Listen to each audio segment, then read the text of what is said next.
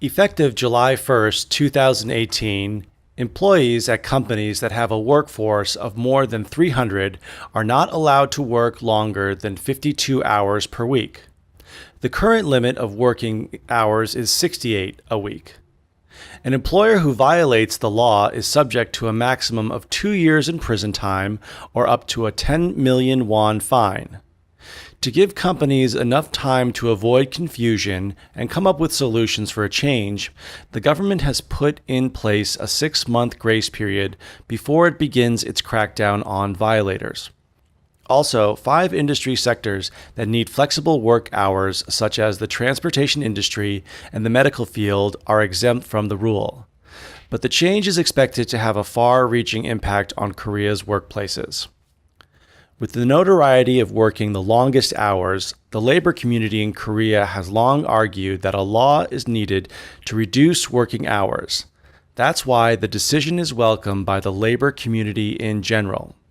However, there are also those who say that the government is ignorant of the detailed issues the curtailment of work hours may cause. For example, it is not clear whether the transit hours for overseas business trips or after-hour meetings with business partners are also included in the 52 hours. Only 5 industries are exempt from the 52-hour rule, but many say that there are more industries that demand flexibility. They also say the government's decision to introduce the grace period of 6 months is proof that the new rule was poorly prepared. But there are also those who say that even though a few complications will initially be inevitable, the government's decision is a step in the right direction, and the problems can be worked out in due course. Despite the difference of opinions, both management and the employees are supposed to aim towards the same goal. The goal is to shake the bad reputation of Koreans working the longest hours. Koreans need to work smarter, not harder. Ultimately, the rule is to reduce working hours from 68 to 52. This includes overtime during a 7-day period. So I wanted to cover the word overtime. A lot of Koreans say, I work overtime. It's not really correct. Overtime means you are getting your hourly rate times 1.5. So for example, if you are getting $10 an hour and you work 1 hour of overtime, you will get $15 an hour. Overtime usually applies to police officers, firefighters, construction workers, auto workers. It really doesn't apply to people as you would define as salarymen, working professionals. If you get a salary, you have to work late. You're not getting paid extra for that time. So overtime means you're getting a higher wage, but working late just means you're working late, but no overtime. The law states that employees cannot work more than 52 hours per week. The new law aims to improve the quality of life for Korean citizens. The theory is that when workers have a good work-life balance, they will be able to do their jobs better compared to employees who are overworked. So there's a lot in this sentence. So first, the new law aims to improve the quality of life. If you aim to do something, it's a goal. It's not 100% going to happen. So if you aim for something, you can hit it or you can miss it.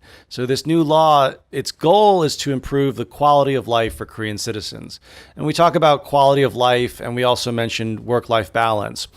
This is when you work a decent amount of time, but you also have enough time for your family, for your hobbies, for your health, for exercise.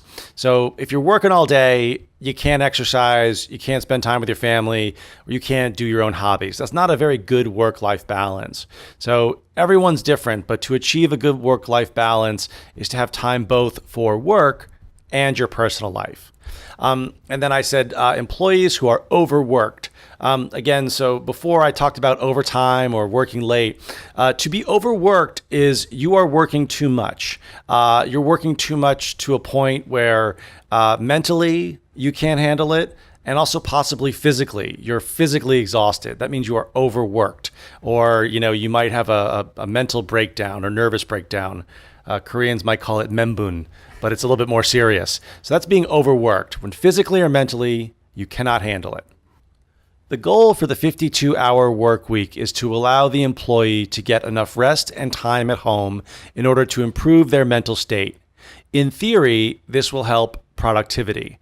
So in the previous sentence, I said the theory is. This time I said in theory.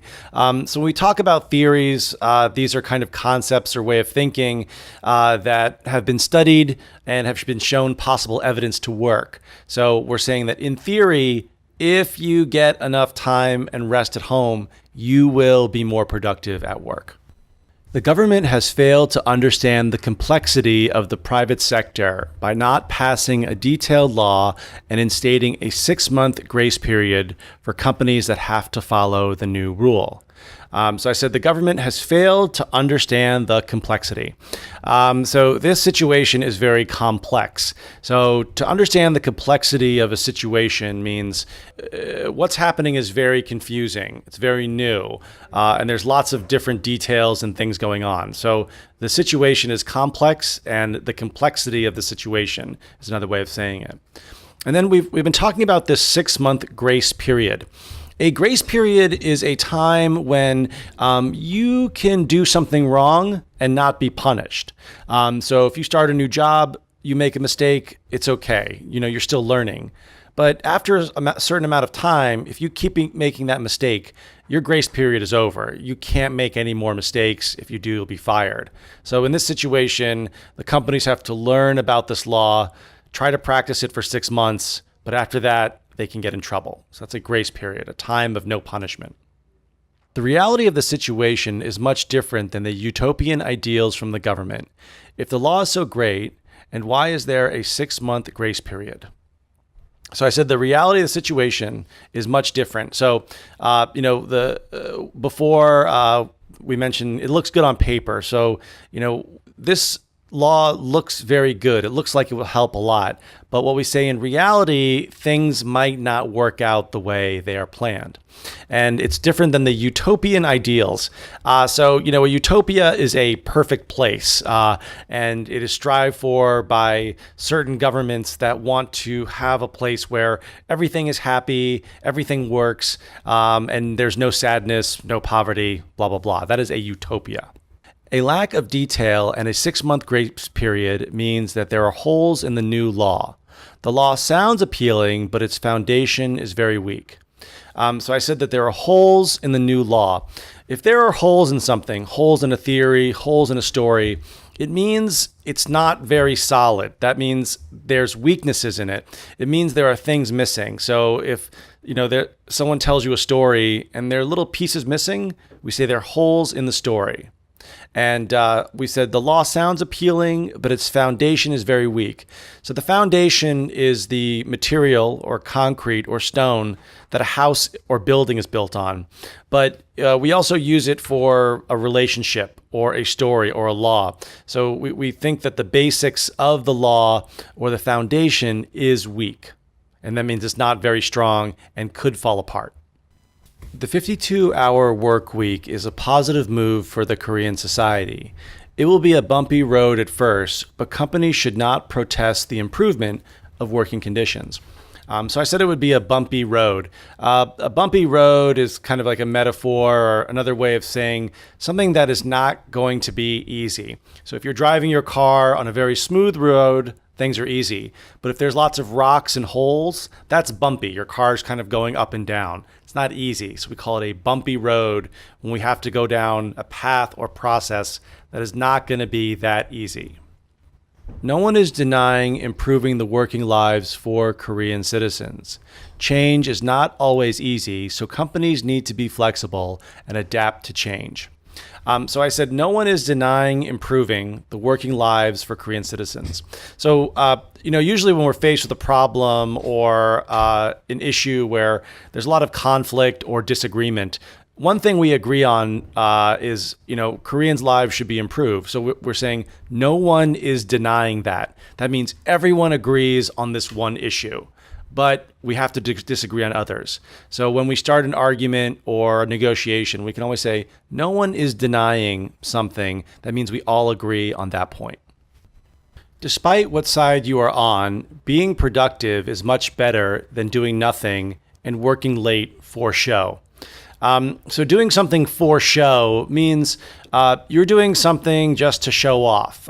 So if you're at the office and you're staying till 8 o'clock, but you're not working, you're just pretending to or sitting at your desk, that's for show. It means you're just kind of showing your ability to stay late, but not really doing anything productive. The ultimate goal is to work smarter, not harder. So we say work smart, not hard. A lot of times, people, if your work starts at 9, they show up at 9:10, go to the bathroom, get a cup of coffee. At 9:30, they start checking their emails, but 10 o'clock they go smoking. 11:30, they leave for lunch. They come back at 12:45, stare at the internet until 1, and your whole morning is gone. It's finished. So to work smarter would mean to, before you get to work, eat breakfast, have your coffee, work from 9 to 12, go out to lunch, bring your lunch back, and be able to leave the work office by 6 o'clock. That's working smart. You don't want to be sitting there wasting time at work. You want to be productive and then get home to your family or your hobby or whatever. That's working smarter, not harder. Thanks, everybody, and thanks for downloading. Talk to you later. Bye-bye.